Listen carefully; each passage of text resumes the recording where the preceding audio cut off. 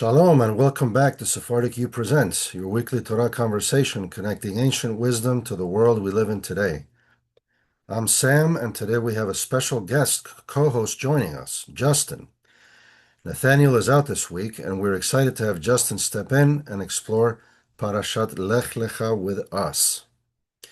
So this week we encounter one of the most pivotal moments in all of the Torah, when Hashem calls Avraham with two words that echo across Jewish history, Lech Lecha, go from yourself, go to yourself, journey towards your purpose. Today we'll explore what it means to answer that call in our own lives. Justin, welcome. Great to have you here. Thanks, Sam. It's good to be here.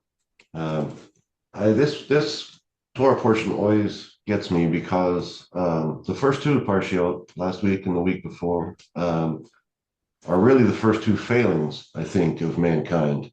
With Adam fails the first test, Noah kind of fails the second test, and then the portion ends with the Babel. And then this is kind of the beginning of man overcoming and triumphing in the long run. There's plenty of trials and pitfalls after this parsha, of course, but I think this is really the first start of the whole journey, like you said, Lech Lecha, of finding ourselves. Yeah, and it's really this part, I was saying before that Genesis is one of my favorite parts of the whole Torah, and it's because there's so much mystery to it. There's so much things that are not said. But if you start to observe the events that happen, there's a lot of things that you can glean from this, from what's in the Torah. And so the first thing I think is interesting is that Lech Lecha, the story starts at Ur of the Chaldees. So Abram was in the area, which if we look at history and with the archaeological evidence that we now know, this is the area of the Sumerian civilization. So Abraham hails from the Sumerian civilization, which is one of the greatest mysteries of human history. How is it possible that the first civilization that we actually find when you actually dig up the land and you keep digging until you find sort of the last civilization or the first one, and then if you keep digging you find nothing, right? You would think, according to the theories of evolution, that we would have evolved slowly, right? And then we would have very crude civilization and they would slowly get better and better and more advanced. And that's not what we find. We find nothing, and then we find a full-blown advanced civilization with kings, priests, courts of law, markets, currencies. Um, the firsts are too many, right? It's too many things to name. So this is the first mystery. How is it possible? And this is something that has baffled scientists. How is it possible that the first civilization was so advanced? So in the middle of all that mystery, this is where Abraham comes from. And he is told to leave Ur of the Chaldees and to go to a land that he will show him. Now, the second interesting thing is that he doesn't go in a straight line. He goes Right. north towards the area, I believe it was Haran, which is somewhere, it's to the north of Israel. And Mhm. I'm not sure if it's in Lebanon or if it's in Syria or Turkey. It's It's it's in Syria. in It is, Syria. yes. Mm-hmm. So he goes to the north and then eventually comes down to Israel. And of course, if you look at history, this is the Fertile Crescent, what they call the Fertile Crescent.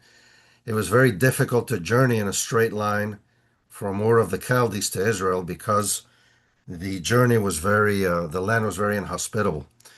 And so people would always travel across the Fertile Crescent because you could, right? It was fertile Hey, land. Sam, Sorry? this is a story about migration. Yes. A migration looking for grazing land. So if you look at the history of peoples in the region at this time, they were looking for better grazing. Okay, you can take God talking to Abraham, telling him to go, but there's also the side of these people needed to survive.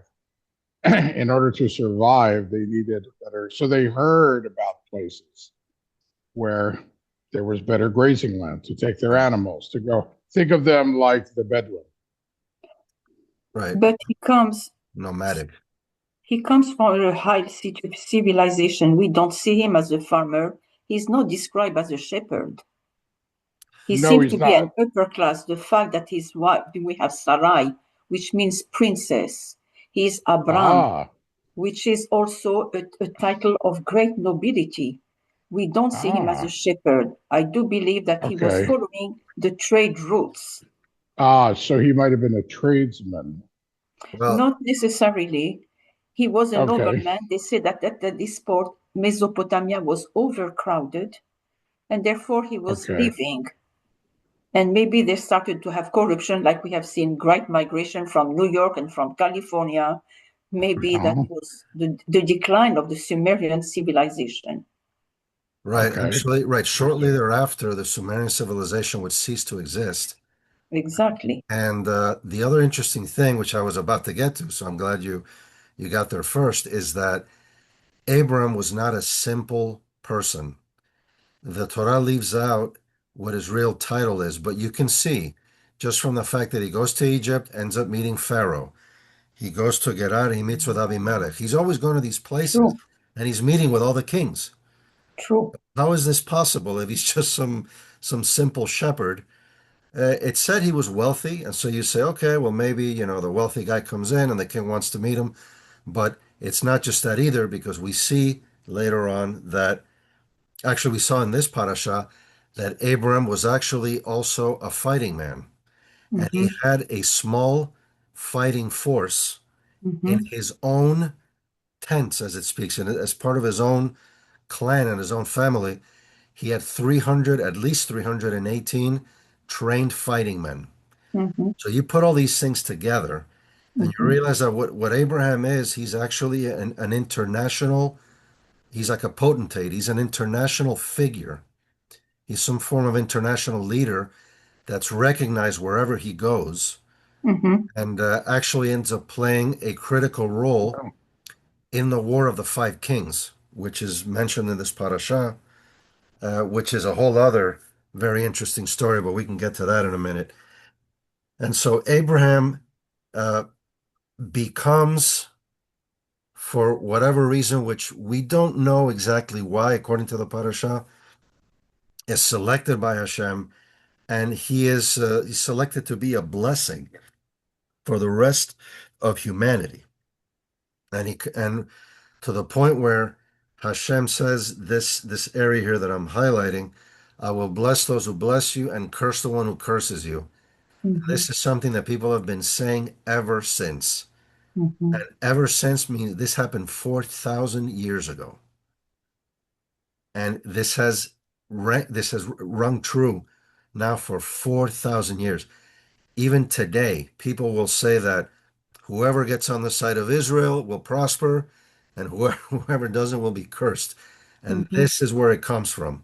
So this is Mm-hmm. an amazing watermark or amazing Mm-hmm. historical moment where Mm-hmm. this happens.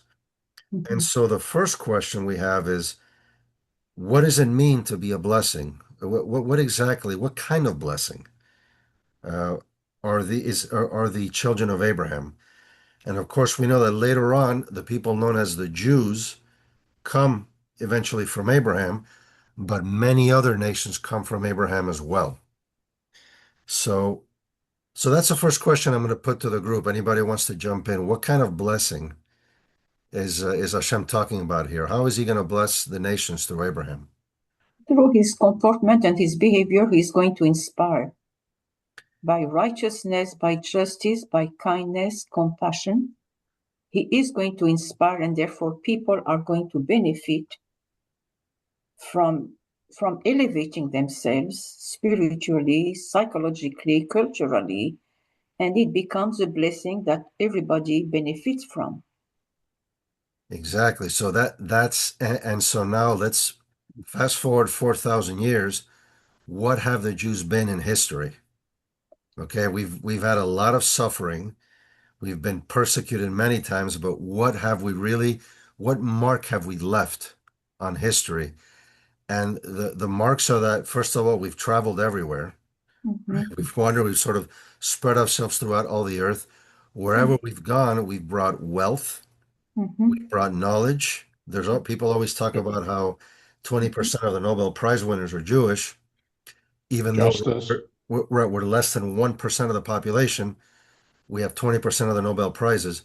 Uh, and that's just the recent stuff, right?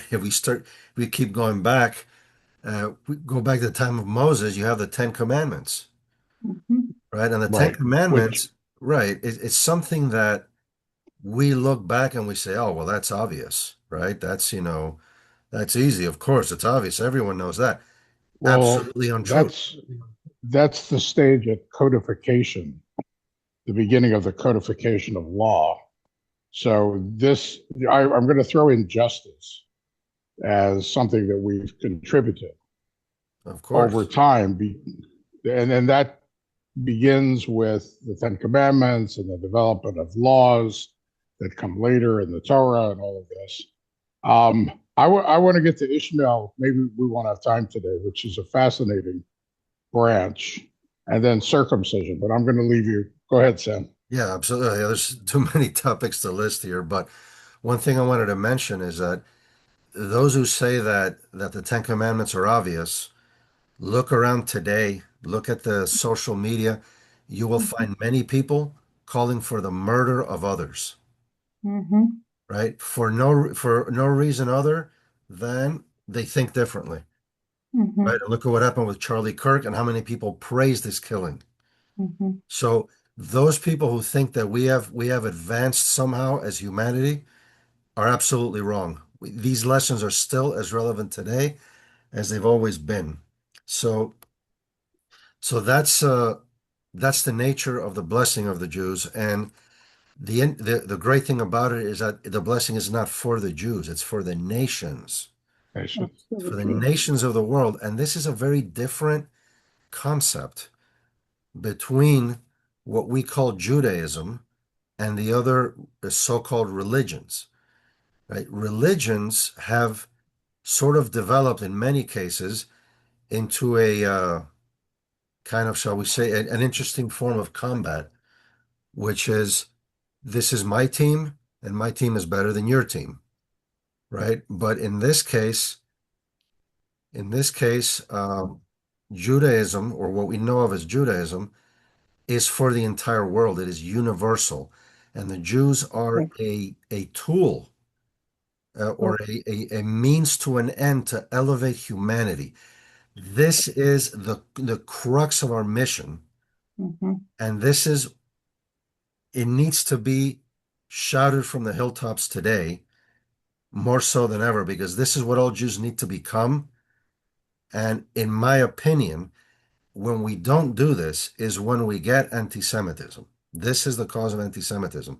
So look at all the things that we've gotten out just from this little thread of the blessing of We are kind of the template for the development of the two other major Abrahamic religions. Okay, that's and right. it's interesting what the this portion says about Ishmael. I'm Mhm. going to have to go back and read that because, as you know, when Muhammad developed, okay, I'm going to use the word developed Islam, and Absalom knows more about this than I do. So the lineage comes from Ishmael.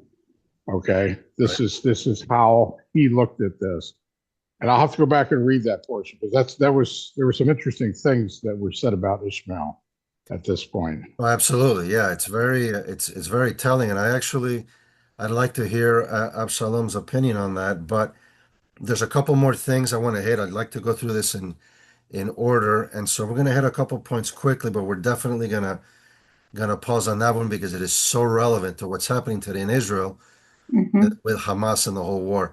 But the next thing that happened here is that the separation of Lot and Abraham, and then there's the War of the Five Kings. The War of the Five Kings. is very interesting right here.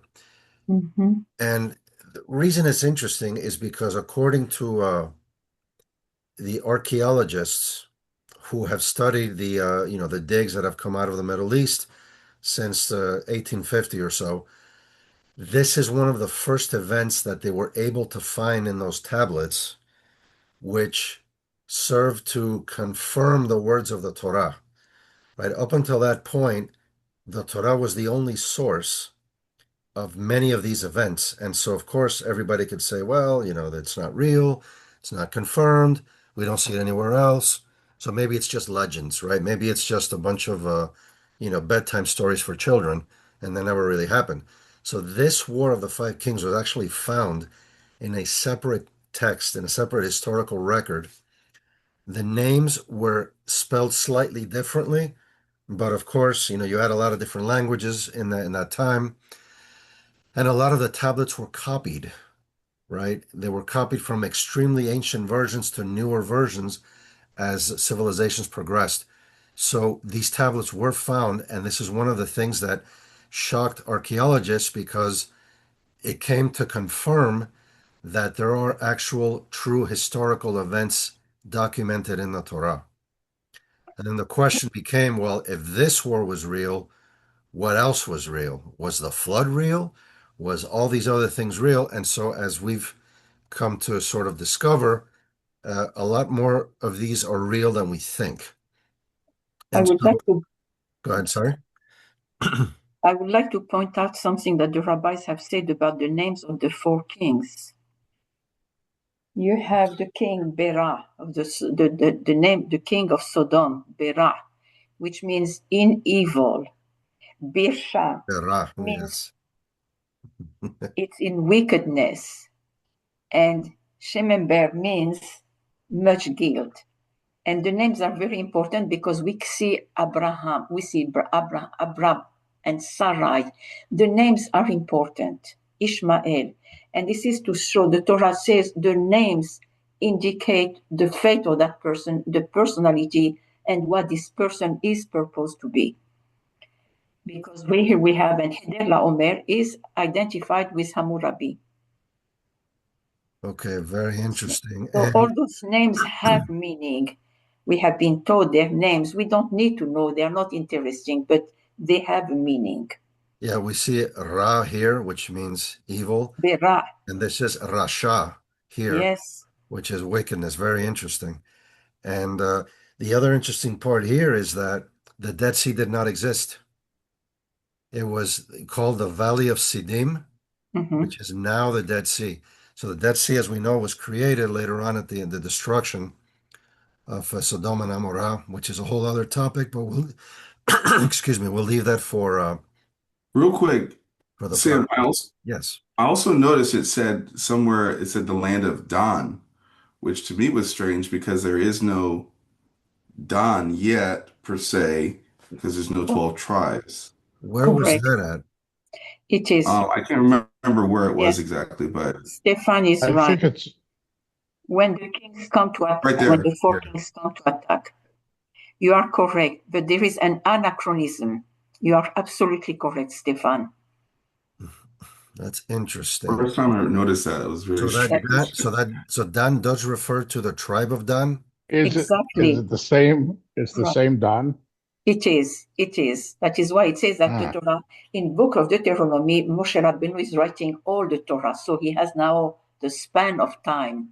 so he's saying this is where the tribe of Dan Right. was located. But Interesting. however, though, it says that it's when they attacked, it was in Hova, which is north of Damascus. Right. So did the land of Israel stretch that far north? Yeah, yes. Damascus? Into, well, not, yeah, I have to look at I've got a tribe map. No, It extends into Syria, but I'm not sure it goes all the way. Right. Damascus is not that far, actually. no. Damascus was always part of Syria. Right. And we But know did any of the tribes, Dina, extend that far north? No, and they will No. because they will come all the way to Tyre or Tyre, I don't know how to Tyre. pronounce it. Yes, Tyre, which is in Lebanon. Right. in Lebanon, which was right. It was already but, north, and it is going to extend almost into Syria. But Damascus was an established city. It was. It is at, the oldest. At that time. Right. It is the oldest capital from that time until today. Yeah, I'm not sure who the people were who lived there at the time. Actually, Abraham's servant, Dameshek Eliezer, Dameshek means Damascus, right? Eliezer of Damascus. So he was from there. Right. And it was probably part of the Mesopotamian Empire. Yeah, I mean it's very, there's some very ancient cities there. Is Nineveh the same as Damascus, by the way? No. Nineveh is a different. Right, because Nineveh is also one of the most ancient capitals as well. Right.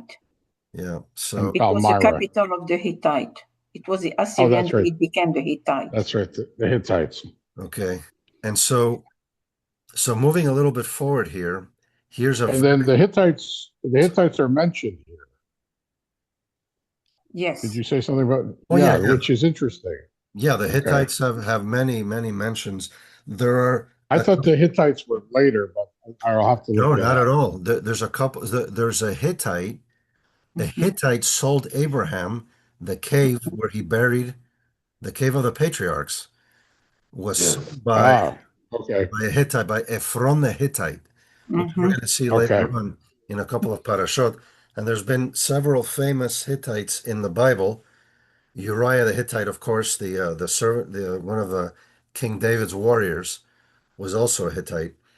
But here I wanted to move on for a moment and focus on a very mysterious character, which is King Melchizedek. And this is a very interesting and often misinterpreted verse. So I wanted to get everyone's take on it because when I used to study with my father, he came up with something really interesting. And what it was is that at first it says Melchizedek was a priest of God Most High. And so we say, well, wait a minute. What, I thought Abraham was the only one that was right. I thought Abraham was the only one who was dealing with Hashem at this point. Who's this Melchizedek? And so he gives Abraham this blessing, Abraham of God Most High. And he says, God Most High is the creator of heaven and earth. And blessed be the God Most High who has delivered your foes into your hand. The thing that my father said, which was interesting, was that God Most High was not Hashem. It was another deity who was called God Most High. And there's a subtle hint to this in Abraham's response. If you look at this, he says, I swear to Hashem, who is the God Most High, who actually is the God Most High, creator of heaven and earth. Where Melchizedek said, blessed be Abraham of God Most High, creator of heaven and earth. He said, no, it is Hashem who is the God Most High, creator of heaven and earth. So it's there's a book about this. You have to talk to my son about the development of God, of the Jewish, belief in God, and the ancient religions, idolic religions, and the word Yahweh. You know about this, Tina? I do. This God Most High was El Elyon. It was referring to a Canaanite appellation of Baal. He was called Most High. And we are going to have very gently, the Torah is sanitizing. We are this example in here when Abraham said, I swear to Adonai. When Jacob has a confrontation with Abimelech, with his father-in-law Laban, and Laban swear by his God, gently Jacob say, I swear by the fear of Isaac. He does not want to confront, but he asserts that his belief is different. So it is with Abraham. He is very different to somebody who is a king. Melchizedek, he could be a king. So gently he says, this is whom you believe in, but this is the one I believe in. Correct. Interesting. So it's interesting. Sorry, go ahead. El Elyon was actually the title of Baal. Right, Baal, which is mentioned many times in the Torah as one of the pagan gods. But the Right. other interesting thing here is that Abraham doesn't do this in a confrontational manner. Mm-mm. Because again, his mission, our mission as Jews, is to elevate the world. And so we come with a message so that people will listen and learn something. And we're not coming in and saying, oh, this is our God and we're going to stomp on you, right? Mhm. So which is what the other religions have done throughout history. So again, Judaism, or what we know as Judaism, was different from the very beginning, right? And it was uh, never given over to persecutions or anything like that because our mission is the other nations. So this is extremely important. And so with this, we kind of running a little low on time. Of course, it always happens. Always too much to talk about, but we then see the whole episode with Abraham not having an heir. Sarai is sterile. And this is something very interesting that I want everyone to think about. All four of the matriarchs of Israel were sterile. Mhm. All four of them required some form of intervention in Mhm. order to become fertile. And so this is the first one. And all kinds of problems. Abraham was 86 or 85 when Sarai she couldn't bear it any longer. And she said, okay, look, you don't have an heir. Just take my maid, and so at least you can have an heir. And some people might think, well, this is kind of, crazy. It's immoral. It's polygamy. Well, you have to remember that in this time, the population of humans on Earth was very small. Mhm. So one of the things that was allowed at the time was polygamy because it allows you to multiply much quicker. Mhm. And here's an interesting fact I learned throughout some of my travels.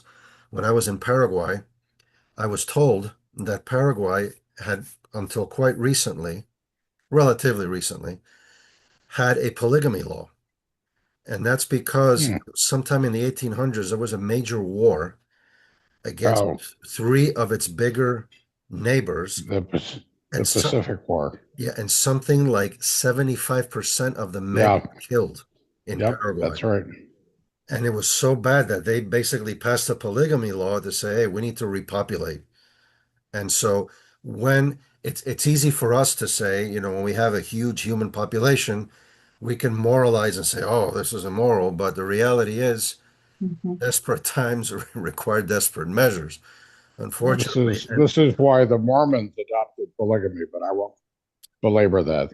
okay, when they traveled out to Utah, you No, said. they actually adopted it in Illinois and Missouri. That's a long Interesting. story. I Interesting. would take me hours. Right. So with that, let's move on towards what you wanted to talk about, Doctor, which is Ishmael. And Yeah, Ishmael.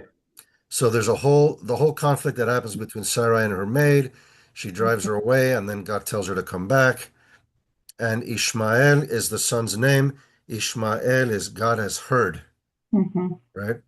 And so finally, here is the interesting part against them, as what you were saying, Doctor. These two verses right here. Amazing. And this is amazing because Mhm. it's to this day Mhm. you see a group like Hamas. Their hand are against everyone, right? They invade Israel on October 7th. They kill, rape, burn, torture, what have you. Then Israel strikes back. We have a small ceasefire. What does Hamas do? They They're start killing Gazans. they start That's executing their own people, executing. right? Other, members of other clans. So it's like they're constantly fighting against everyone, Mhm. not just the Jews. It's whoever's in front of them, they're fighting. And everyone's hand is against him, and he shall dwell alongside all of his kin, is the other part, which is they dwell among their own, and they don't kind of find a place outside of that. And I think, is Absalom still here? I wanted to get his take on this. No, he's not. He's not. Okay, so Uh, I will say though, one thing that stuck out to me as a whole Ishmael being circumcised at 13. Yes. Is that where Yes. we get bar mitzvah Most from? Which no, okay. Muslims actually circumcise their children at age 6 or 7. They don't do it within the 8 days as we do. I thought, Correct. So No, they do I it did. from all the way to the age of 13. In Morocco, we would see that. Oh, okay. So Gosh. it is up to. That's interesting, Dina. So that correlates to Right. this passage in the Torah, which Muhammad, I'm going to hope there aren't any ears listening to this, but the great borrower, Muhammad, who knew the Torah, okay, because he knew the Jewish community in Medina very well, Mhm. connected his movement, we'll call it movement, back to Ishmael. It's in the Quran. I've read the Quran, okay. I had a course in it. And it's fascinating that he decided to do a different lineage tied to Ishmael. True. But Absalom would know, and you, Dina, who were growing up in a Muslim country, probably know a lot more about that. Well, they did borrow, and of course, they claim that Ishmael is the one who got the covenant. He Right. has twisted things. Right. They twisted around, yeah. Right. He makes a mistake. He confounds Miriam with Mary. It's a lot of confusion.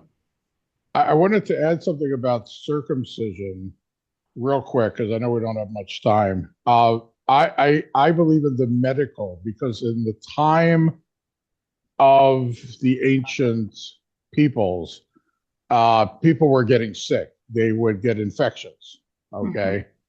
So circumcision was a way of preventing the infections. That's my theory, okay? I don't have any scientific evidence of that, but I've talked to some other people, and that's what they've said, that during the ancient times, boys would die, okay? They would get a bad infection under the foreskin. So, but then again, in the Torah, it's the covenant. It's the covenant between man and God. right. And there's no reason why those two should be incompatible, right? You could have two reasons for doing it.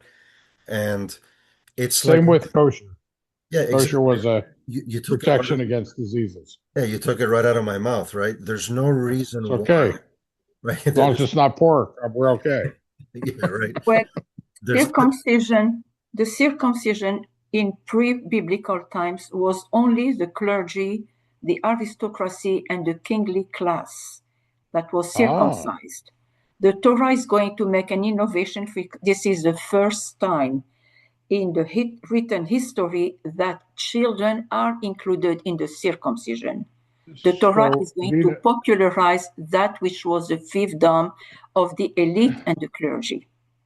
So, Dina, if we go back to Babylonian times, so the elite and the clergy in Babylonia were circumcised, but the population was not. Exactly. And in Egypt, it was the same. All the clergy, the priesthood, and the king and the royal court were circumcised, not the population. The Torah is going to be the first. It is another innovation of the Torah. Children are going to be included. And it is going to be probably survival and healthy procedure. So this is another example of the anti-elitism of the Torah. The Torah is meant to be universal. Right. The whole notion that we have something and we're going to hold it close to our chest and not give it to anybody, and that makes us superior. This is completely foreign to the Torah. Correct. So we're taking knowledge, we're taking things that have been bestowed on the upper classes, and we're spreading it out to everyone. So this is one of the first examples of it. That's fascinating. Yeah, we have Abraham. He's Abraham, which is a title of an honorific title. He is going to become Abraham, the father of a multitude. They do not want this individual to be powerful. It is always, yes, the Torah is appealing always to everybody. And in the So, book of Leviticus, which is going to be talking about your brother, when your brother so, is poor, when your brother, there is so the elimination meaning, of the clan. so there's a meaning to Abraham. What is that, Dina? Father of the multitude, Avraham. Ah, It is Abraham. Okay. right. It is going to be changed. It is going to be expanded. He is no longer Ah, the didn't know mighty that. man. He becomes the father of a multitude. Hmm. Interesting. Right. And one thing I wanted to say before I move off the topic of Ishmael is this highlighted text that I have here, where it talks about he shall be a wild ass of a person, his hand against everyone, Ah, his hand yeah, against it's you. interesting. Right. He shall dwell alongside all of his kin, which we've already mentioned. But here's the question I want to pose to everybody. Okay. Who wrote this? Who knew essentially the genetic traits that they were about that this person was going to have, Well, I which think this is is. which is still visible 4,000 years later. Who Mhm. wrote this? Moshe Rabbeinu So think about, wrote this, no, I'm saying or who did came, no, okay, so maybe he wrote it down in the book, but who came up with this? That oral knew at the tradition. time that There Uh, this, is there is a rabbinical tradition that at the creation of a child, God is involved. There is God, the Father, and the Mother. And God gives the name. He already stamps the name of the child because there his destiny is going to come from him. That is why in the book of Genesis, the names are important. We are given lots of names to right, show following the trends. The name is going to dictate the personality. right, but what I'm interesting. sort of what I'm trying to get at is that people who think that the Torah is just another book, that it was written by some historical figures, this paragraph right here is a prediction that is still happening today. Correct. So Because where did, God knew what was going to happen right, so think before. about it. Where did this come from? This is fascinating. If you think Comes about from it. Hashem. Right. So this is what to me one of the things that is always, and there are many of these examples in the Torah, but this is one of the ones that to me is just really salient. Yeah, yeah. So very interesting. And so moving on from that, we've only got a couple more minutes. Uh, Avraham is going to have a child apparently at the age of 99 or 100. So this is very interesting. And we're going to see later on in a parasha, so I'll give a bit of a spoiler. So uh, when Sarai ends up having a child, she gets visited by three angels. And they visit, and then they tell Abraham, at this time next year, your wife will have a son. So if you start looking at this, what does this suggest, right? Knowing what we know now with modern medical technology, this is something similar to an IVF, an in vitro fertilization, Right. Right. some type of intervention where these angels, so-called angels, came. They had to visit physically Abraham for whatever reason, and then they tell him it's going to take about a year and she will have a child, right? So A everything year. fits. And um, there's other famous, Do they say who the angels are in that no, parasha? it does not. This Oh, they do not. No, they don't have no, that. Doesn't the mention. rabbis said it was Raphael and Gabriel and Michael because each Okay. angel has a definite mission, only one. Yes. Okay. Right. We'll And have to discuss that when we get there. the interesting part is even if you look at Christianity, what is the Immaculate Conception? Deception, right? Okay. It's Could it be in vitro fertilization? Yeah, could be, right? Same thing. Same kind of Hashem, it Hashem has the technology, it fits the pattern, right? There was no relations right? and yet there was a child. So So very interesting. And here it says, I will make you exceedingly fertile. Mhm. So again, fertility is, for whatever reason, a major, major, major component of this part of the Torah. It Correct. constantly talks about multiplying, being fertile. It talks of, there's interventions for fertility.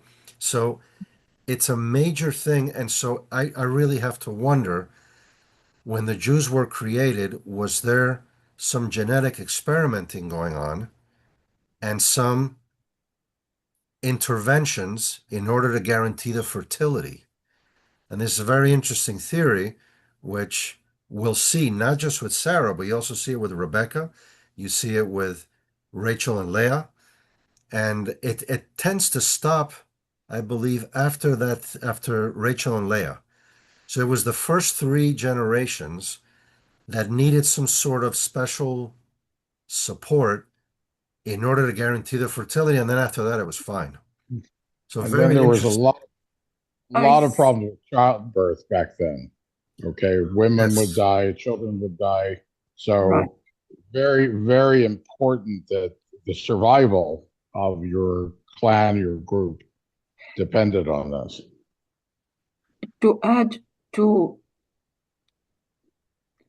to the discussion, I would like to point out that the Torah makes sure that there is him. Abraham knows Hagar. It is not a miracle intervention. Everything is natural. For the Immaot, it is God's intervention. Really, he is going to have to pray to show that Israel is set apart.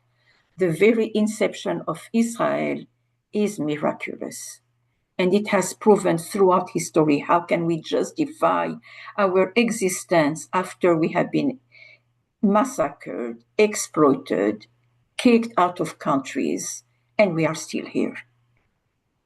I right. do believe that this was the brand of God on the Jewish people. Absolutely. It's still here and stronger than ever, right? And so it's really interesting. And I Baruch But was Hashem. we I'm have to realize always that the Torah wants us to know that the relation between men and the women were normal. He always knows the woman. They don't want those theories that it came something something other than a natural. The natural order is always there in the Torah, but there is God's intervention from time to time. right, which is what we know of as a miracle, right? When God sort Right, of bends or momentarily suspends the laws of nature right. to insert something, which is really interesting. And I was about to wrap this up, but I saw a phrase here that I just have to mention. We're talking about how the Torah is uh, is trying to elevate everyone. And look at this phrase here.